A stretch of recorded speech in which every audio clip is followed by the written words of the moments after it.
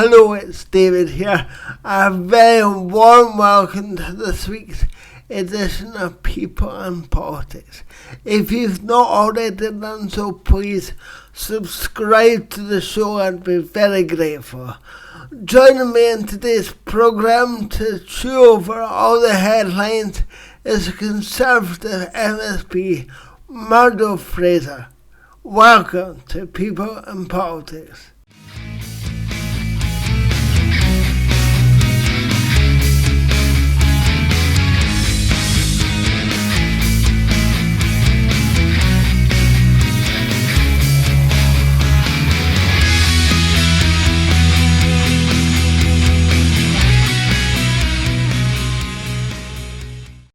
Murdo Fraser, thank you so much for coming on my show. I'm grateful for your time. Thanks, David. A real pleasure, and I'm looking forward to our conversation. Thank you. You know, I always started this podcast a couple months ago, but so far I've really enjoyed talking to, policymakers like yourself, and it's good, all good.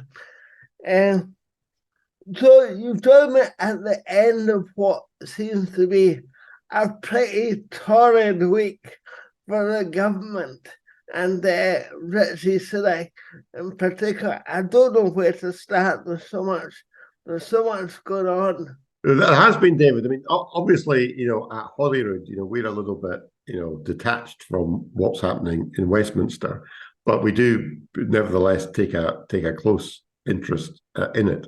I think the whole issue of immigration policy and the policy in Rwanda, which is what the current focus is on, is one that clearly is exercising minds in Parliament, and it does seem to reflect, the public mood in that.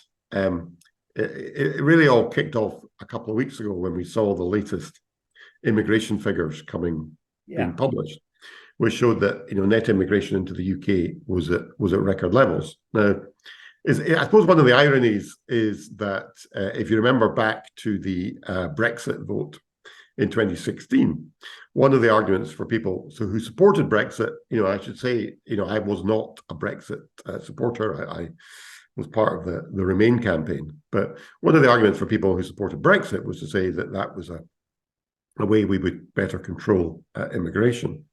And in fact, what we've seen since then is actually a dramatic increase in net immigration into the UK.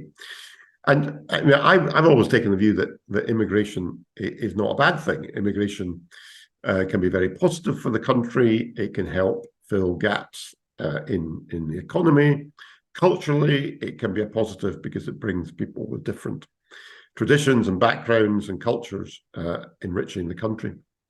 But at the same time, you cannot have uncontrolled immigration because it puts huge pressure on public services, not least housing. And we have a housing crisis in many parts of the country. In fact, I'm sure, as you saw recently, City of Edinburgh Council voted there was a housing emergency in Edinburgh.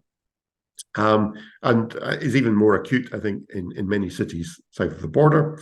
And more people coming into the country will make an economic contribution, but also it means you have to provide more education, more health services, more public services across the board. So I think it was this concern about the numbers of immigration, legal immigration, but also we have this parallel issue of illegal immigration, which is the small boats coming across the channel, which I think people are even more concerned about because even people who are sympathetic to legal immigration are asking questions about how can people be coming across the channel in such large numbers, and what can be done to deter them.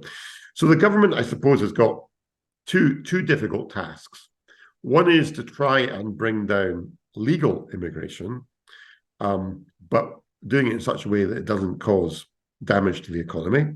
And we saw an announcement this week from James Cleverly, the Home Secretary, as to how they're going to try and do that. But the second part of this is tackling the illegal immigration, which is what the Rwanda policy is about.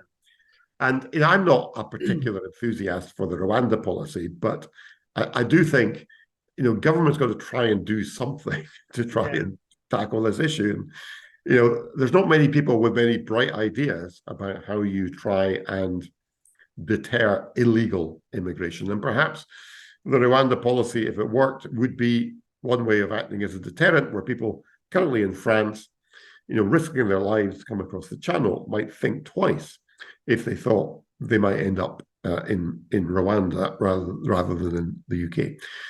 But it clearly is a difficult issue. It's tied in with the views on the European Convention on Human Rights. And there is, as you will have seen, David, a spread of opinions within the Conservative Party in Westminster on the right way to approach these things. And we've seen. So I've quite enjoyed the milk analogies. I don't know if you followed this, but full fat, semi-skimmed, and skimmed. So I think we've ended up for the moment with a semi-skimmed solution. And we'll just need to wait and see how that goes down. Just to put things in sort of context, I'm sure I read that the entire immigration figures were up to about 700,000. Of them, how many people approximately are coming on the small boats? I'd have to check the exact figures. I think it was about last year about 30,000. Right. So in terms of the overall total, it's quite a small percentage. Yeah. I see that this policy and this thing about Rwanda and the illegal immigration has become such a massive issue, but in the overall scheme of things, it's a small bit of the total. Yes, I think that's fair to say that, David. It's a relatively small proportion of the total. However, it is the portion of it that caused people most concern, because even people who would accept that we should be bringing in doctors or chefs or care workers or agricultural workers from other countries would take the view that needs to be done in a managed way. So we identify a gap in the economy, and we issue the correct number of visas to people to come in and fill these roles. The problem with illegal immigration is uncontrolled, and therefore you're bringing people in on a purely randomized basis, and they're not necessarily coming in to fulfill roles. And that's, I think, what causes people the most concern. I didn't mean to put you on the spot with this, but with the Rwanda policy, I was going to ask you for my benefit, and I'm sure it'll benefit people watching, to just recap where we are legally with the Rwanda policy, because the government put it forward. It went to the Supreme Court. It was rejected, come back to the government, and then they've come up with a new plan, and Robert Jerkin has resigned. So I wonder if you could just recap that whole thing, because it is complicated. It is, Robert. So it's essentially what happened was the government's Rwanda policy was ruled illegal by the Supreme Court, essentially on the basis that there might be a risk to immigrants who were sent to Rwanda because of Rwanda's record on human rights. And lawyers were able to argue that they might not therefore be safe in Rwanda. It was deemed to be, in certain respects, an unsafe country. So the government then, if it wants to pursue the Rwanda policy, has to try and deal with this, and it's bringing back emergency legislation, which is essentially saying that Rwanda will be deemed to be a safe country for these purposes. Now, this is getting into the realms of constitutional theories, but essentially, in the UK Constitution, Parliament is sovereign, and therefore, if Parliament passes a law saying X is the case, then X is the case. So if Parliament passes a law saying we deem Rwanda to be a safe country, then that would, at least in theory, survive any subsequent court challenge. So that essentially is what the government is trying to do. Now, there are those who argue, and I think this was the reason why Robert Jenrick resigned from the government. He's one of the hardliners on this particular view. There are those who argue that that doesn't go far enough, that for so long as Britain is a signatory to aspects of the European Convention on Human Rights, potentially even that measure might be defeated by the courts. And he therefore wanted to go further and disapply the ECHR, at least in part. And the government's view is, and it would be incidentally probably my view too, is that goes too far and is probably unnecessary. So you have a more moderate group in the Conservative Party in Westminster who are arguing very strongly against this, but you have a group who are more hardline who say, "Oh no, we have to get out the ECHR, or at least certain aspects of it." Well, was that one of the issues about leaving the European Union, that that the hardliners, the Brexit, they want to escape the cover the human rights legislation, but most people don't. So yeah, that's right. I mean, I think there's a bit of confusion about this in a lot of people's minds, because the ECHR has nothing to do with the EU. It's a completely separate international treaty that we entered into, before we joined the common market. So leaving the EU has no impact on the European Convention. It's quite a separate set of agreements. But a lot of people conflate these two issues in their minds, and people talk about the European Court, and the European Court of Justice that applies to the European Union is completely separate from the European Court of Human Rights. So sometimes people get confused about these things. Yeah.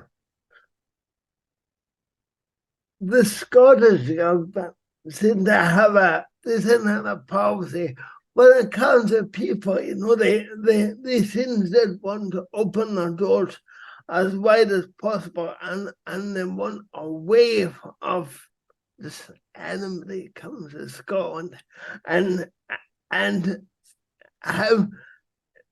I mean, obviously because they want that, because they need the people for their overall dream of independence. So, but how does the legislation in London right now affect the immigration policy in Scotland? Yeah, so this is a really interesting debate around Scotland. So first thing to say is, Scotland has got a declining working age population. So the overall population is going up, but that's because people are living longer in the main. So we have more retired people, more economically inactive people, but we have fewer people of working age, which from an economic point of view is not a good thing. Now, the Scottish government say, well, what we need to do is have our own immigration policy. However, if you look at the figures, going back, David, to what we said a moment ago, we've had record immigration into the UK over the last few years. Relatively few of these people are coming to Scotland.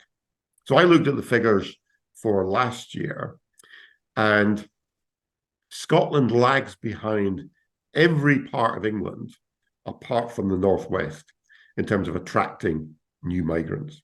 So even bits, so you'd expect, the majority of migrants, go to London and the southeast, because that's, where the jobs are. It's also where, if you're a new migrant, you will find a community of people like you, no matter where you are from in the world. You'll find community of people like you.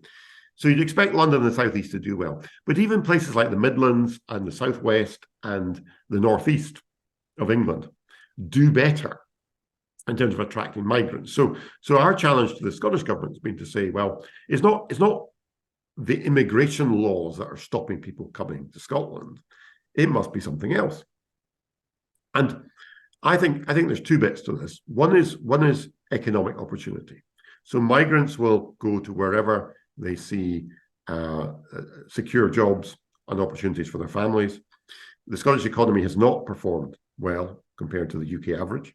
We have the highest taxes of any part of the UK, and we've got a budget coming up in a couple of weeks that might even go up even higher. And I think that's a factor in terms of attracting people. But I think there are also cultural issues that the Scottish government needs to consider. So I met earlier in the year a group of Hong Kong Chinese who had come to Scotland. Now, as you might remember, the UK government granted visas to a lot of Hong Kong Chinese people to come and live here. Right. That was very positive. Again, relatively few came to Scotland. And I was asking them, what was your experience? And said one of the issues for them was when they came to Scotland with their families, they didn't realize that the education system here was different from England. So in Hong Kong, if you go to an English-speaking school, you follow the English curriculum and you study for A-levels. So when they came here, they expected that would be the same. But when they came to Scottish school, suddenly they found that the curriculum was different and they were studying for Highers, not A-levels. So there are these kind of cultural issues that make it difficult to attract immigrants to Scotland compared to England. And it seems to me, it doesn't matter what your immigration rules are, but if you don't tackle these fundamentals, economic opportunity and cultural barriers, you're not going to get more people wanting to come here. And I mean, the Scottish government wants to make everything about the Constitution. They just want to have a fight with Westminster on every issue. And this is an issue where, they just want to have a fight with Westminster and say, if only we had powers over immigration in Scotland, it would be fine. I don't think it would be. I think it's a much more complex issue. And the Scottish government keep blaming Brexit on the lack of immigration. I think it's nothing to do with Brexit. As you say, there's plenty people coming to the UK. They're just not coming to Scotland because they don't provide the conditions up here. And I personally get frustrated when the Scottish government say, we can't get skilled, educated people in Scotland. I'm here and I can't get an opportunity, and it seems really unfair. I've been trying to get into the NHS, the civil service. It's not going to happen. So, and you're absolutely right, David. And there's many people in a similar category to yourself. It's not just me. And people, and so we have this large group of economically inactive people of working age who could work. Some people have got disabilities and they just need a little bit of extra support and they could take jobs. There are other people who've dropped out of the workforce. We saw post-COVID, people perhaps taking early retirement and dropping out of the workforce. A lot of people with mental health issues dropping out of the workforce, who just with a little bit of support, sympathetic employer, perhaps some assistance from Scottish government, could be brought in to the workforce rather than having to bring in people from overseas. That's right. It would make a lot more sense to do them a lot cheaper. But the Scottish government, it suits their bigger agenda to bring in people from overseas. And so why would have a general election? Hopefully sooner rather than later. How are you going to persuade people to vote for the Conservative Party in a few months because they're not having a good time right now. Yeah, well, I think, David, you only have to look at the opinion polls nationally to see that it's currently not looking very encouraging for the party. I would say so. A couple of things I would say about that. One is that ultimately, I think what will decide how people vote in a general election is whether they feel the country's on the right track and they themselves are better off. So, if in the course of the next few months we start to see better economic figures coming through, the Chancellor announced in the autumn statement that national insurance will be cut from January, so that will start to show in people's pay packets. And if we start to see inflation, well, inflation already is coming down, excuse me, quite dramatically. If we start to see interest rates also coming down, people start to feel a bit more confident in the economy. I think that's going to help. And the other factor that will help is I think that the Labour Party under Keir Starmer has done a very good job of saying very little about what actually they would do if they were to take over. And in some ways they haven't had to. They've had quite an easy job because all they can do is just not say very much other than be critical of the government. But I suppose if we get into a general election campaign, people will start to seriously say to Keir Starmer and Labour, what exactly are you going to do? You're going to have the same problems. If you come into office, the public finances will be the same. You'll still have the same issues with the economy. You still have the same issues with the health service. What are you actually going to do that's differently to the Conservatives to sort this out? And I think, we're very short on answers from the Labour Party as to what they would do differently. The other thing I would mention is, although what you say, David, is absolutely fair at a UK level, the position in Scotland's a little bit different because, all the opinion polling in Scotland shows even now that we would most likely hold the 6 seats in Scotland that we currently have. But on some polling, we could actually even double the number of seats we have in Scotland.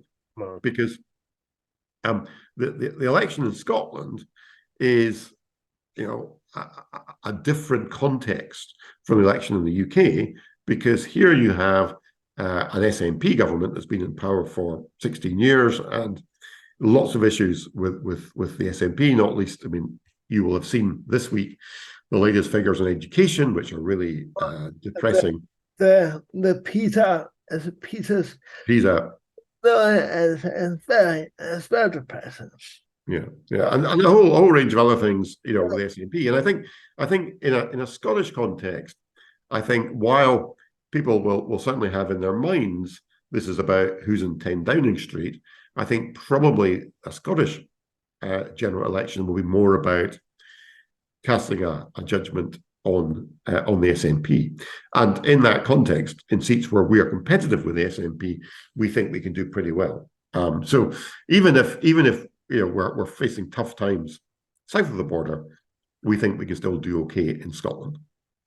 Yeah, that makes sense. I think we're facing very tough times south of the border because people, there's no doubt poverty has increased under this government. There's more and more people in relative poverty, particularly children in poverty, and the cost of living crisis. Yeah, although that's of course an issue, but it's off the back of 13 years of Conservative government in Westminster, and I think the electorate will take a lot of persuasion to think that that's because of other issues and not the government themselves. Well, I think if you look at what's happened over the past sort of 2 decades, so we had the financial crash back in 2007, 2008, which caused major issues for the public finances. We then had COVID, and so what happened during COVID was the government essentially had to borrow huge sums of money to keep the economy going, to pay furlough schemes and pay for vaccination programs and bailouts, financial bailouts to businesses and individuals. So that money had, vast sums of money had to be borrowing. And then just when we were coming out of COVID, we had the Russian invasion of Ukraine and the huge impact that had on the particularly fuel costs and the cost of living. So you had these three major, what you call external shocks, which between them have combined to put enormous pressure on the public finances. And, the government's had to borrow huge sums of money. We're now paying, I can't remember the figure, but, it's hundreds of millions in interest every month on the debts that we've run up as a country. So undoubtedly has been a difficult time. And, a lot of the things government would have liked to have done just haven't been able to be done because of all these external pressures. Yeah, and there's been other pressures, and I'm conscious of the time because there's just so much stuff to ask about. You mentioned the COVID, and I'm sure that you're part of the whole COVID committee. I just wanted to touch on that as well because again, it's been a bad way for the government for the COVID inquiry and particularly the B word, Boris. That's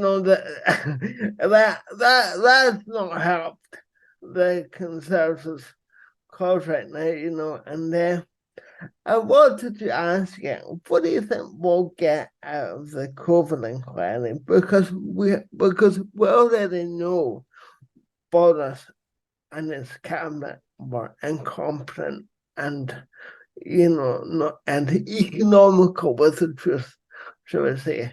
And so what we're going to gain from all this? Well, so I mean, the first thing I would say is that I think COVID was an unprecedented, once in a century event. So it's certainly the impression is that in government people were really struggling to come to terms with this. I think we should be a little bit forgiving of that because this was something that came out of the blue. Nobody had dealt with this before. They were trying to feel their way forward with advice from epidemiologists and scientists and trying to make the most of it.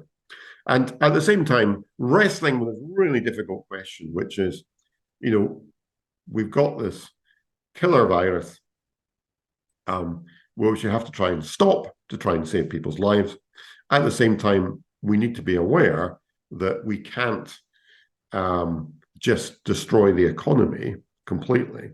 And is this balance between the two? And it's not been an edifying sight hearing some of the things that were passed privately between ministers and officials and others. I'm not sure, to be honest, David, any of that really in the long run is very helpful, other than being a bit of entertainment. What I think, to me, what the COVID inquiry should be about is learning lessons for the future. So should this ever happen again, we know what to do. And to me, the biggest disappointment so far with the COVID inquiry, and it might come to this still, to me, the biggest disappointment has been it doesn't seem to be doing a proper assessment of what were the relative risks of the policies of lockdown and restrictions on human behavior that were imposed as against the risk of letting COVID run more vigorously. Yeah. Because we did a lot of damage to the economy. We've just talked about the debt run up. And if you look at other countries like Sweden, which is probably the best example, Sweden didn't impose a strict lockdown in the same way we did, and yet didn't seem to have substantially worse outcomes in terms of COVID infection, and yet didn't damage its economy to the same extent. So let me just give you one little anecdote because it's very personal to me. So my mother died during COVID. She went into a care home. She didn't have COVID, But she had very severe dementia, and we had in the end to put her into a care home. And from the day we put her into the care home, which was back in December 2020, till the day she died, which was several months later, we had no contact with her whatever. We couldn't see her. We couldn't speak to her. She wasn't able to use the phone, so we couldn't speak to her. So the only point we saw her was just before she died, when she had a fatal stroke and we were allowed to go and see her. At that point, she was unconscious. So from the day we took my mother to the care home, we never spoke to her again.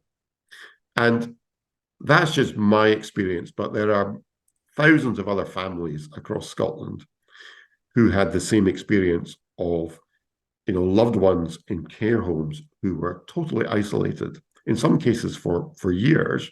And if you've watched the Scottish COVID inquiry, who've been taking evidence on this, there are these stories about having to wave through the window at their relatives. And, my mother, when she died, as I said, she had quite severe dementia. She was in her 80s. She had a good life. What was more cruel? Was it potentially putting her at risk of catching COVID and her dying? Okay.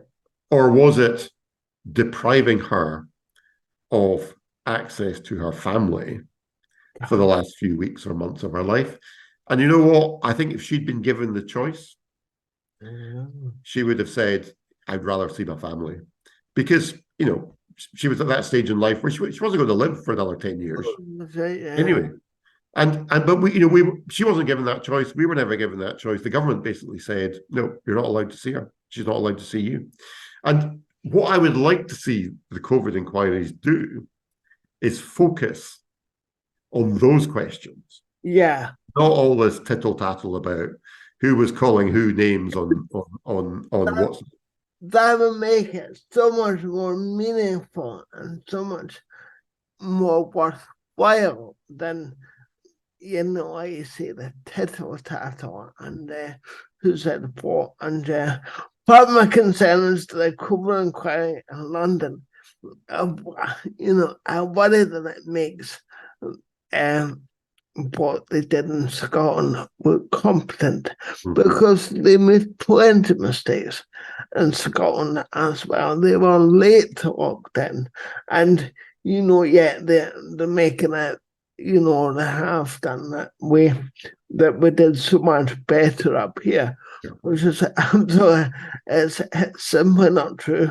No, David, you're absolutely right. And for all that Nicola Sturgeon, was able to present to this image of being a safe pair of hands and competent, and although we did probably have greater restrictions than England, there's no evidence that the outcomes in Scotland were any better. Absolutely. They were either the same or in some cases even slightly worse. Yeah. So it remains to see. I hope it all turns out to be worthwhile in the end. The final thing that I wanted to ask you about today is something I saw this morning. I don't know if you thought, there's some pretty disturbing images come out of Palestine this morning. Potential, prisoners stripped of underwear. It's pretty awful, and if that turned out to be war crimes, and people have spoken about Israeli war crimes since pretty much the start of the conflict, pretty much the start of their attack on Gaza. And I do think, do you think they'll ever stand accountable or will be investigated? Yeah. So this is a horrible conflict. I haven't seen the pictures this morning, David, but I saw the BBC report the other night on the sexual crimes that have been committed by Hamas during the day on the 7th of October when they attacked Israel, which were absolutely horrific. And I'm sure that there will be international observers who are looking in to see the conduct of the Israeli Defense Forces and others, I mean, I'm not convinced from anything I've seen that war crimes have been committed. But in any situation where you're dealing with a guerrilla or terrorist force that's embedded in a civilian population, is a very difficult issue for regular troops to have to try and deal with. And we do know there's this network of tunnels underneath Gaza. We know that Hamas quite cynically and deliberately have based their operations underneath hospitals, because they know that there'll be an international backlash if the Israeli forces attack hospitals. I can only hope that these matters be properly looked at. What I would say is there will not be peace of any sort while Hamas remains a threat to Israel, because they've attacked once, they will attack again. Whether Hamas can be eradicated, as the Israelis believe they can, I just don't know. I don't know enough about the conflict.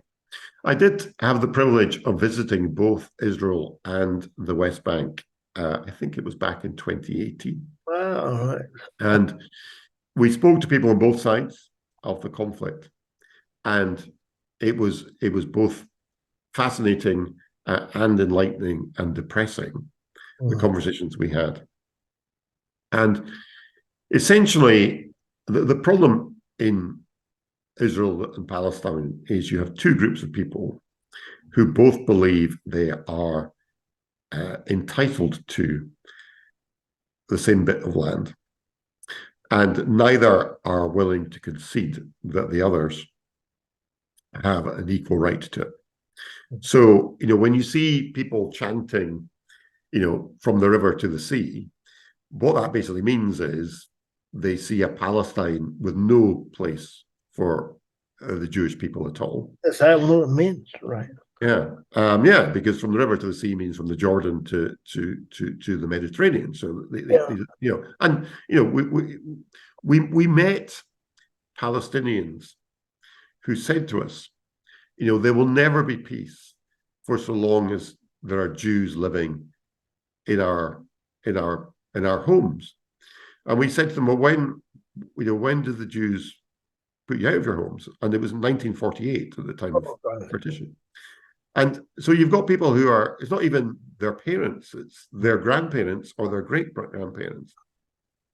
And at the same time, on the other side, you've got these illegal Jewish settlements taking place in the West Bank, which is very, very unhelpful, where you've got, with the encouragement of the Israeli government, you've got Jewish families moving in and settling up, building communities on the West Bank, which should be Palestinian territory. So, it really needs both sides to be able to back off and try and find some common ground. And the problem is when you get a descent into violence and the horrific, brutal violence that we've seen over the past few weeks, it just makes that much more difficult. I'm no expert on this, but the whole thing is a total tragedy. Yes, it's desperately sad. It's a phenomenally complicated situation, and it's going to be a phenomenally complicated solution that ends the violence or ends the war, and I don't see that happening remotely anytime soon. It'll be a long, bloody conflict, which is tragic. It's sort of sad. Yeah, I mean, the other thing I would say, David, is, I think we need to see from the Arab states around Israel, Egypt and Jordan in particular, it would be helpful, I think, if they were engaged as part of the peace process. However, neither Egypt nor Jordan are interested in supporting the Palestinian people now.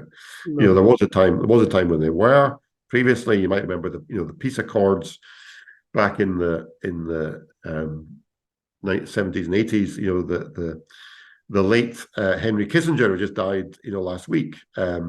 If you're as old as I am, David, you'll you'll remember, Yeah, Kissinger and I the think Sinai it's Accords and bringing, Anwar Sadat, who was the president of Egypt, and Menachem Begin from Israel, and then being brought together to sign peace accords. And it's that sort of leadership, that we need now. But I mean, it's been one of the interesting aspects of this is Egypt has quite deliberately closed its border to Gaza because it doesn't want Palestinian refugees coming into Egypt, and Jordan, I think, takes a similar view in terms of the West Bank. And you think, well, if these neighboring Arab states are not prepared to step in and help, then who's going to do it? I was so surprised because particularly in the early weeks and days of the conflict, I almost thought the danger was that other Arab states would step in to support the Palestinians, but the way you say that they're not going to do that. Yeah. Yeah. So, and the irony, David, is prior to the 7th of October, there was a considerable warming of relations between Israel and many Arab countries. In fact, there was a new concordat agreed between Israel and Saudi Arabia to improve trade between those countries, as there has been between Israel and many of the Gulf states. And people who know more about this than me say, of course, there's a great rivalry in the Middle East between Saudi Arabia and Iran, who are the two major superpowers. And Iran, of course, aligns itself with Hamas. And part of the reason why Iran was supplying weaponry to Hamas was because Iran was very unhappy at this rapprochement between Israel and Saudi Arabia, and therefore they wanted to try and disrupt it. So it's not just a conflict that plays out in Gaza. It's got a much wider resonance across the whole Middle East. It's so complicated. So I just hope it draws a close before too many more lives are lost. It's tragic, so sad. But I've still enjoyed talking to you. And there's so much more that I would love to talk to them about. I'm conscious of time, but to say thank you very much for coming on and doing this with me. It's been great. Thank you. Thank you, David. Thoroughly enjoyed it, and I wish you success with the program of podcasts. Thank you.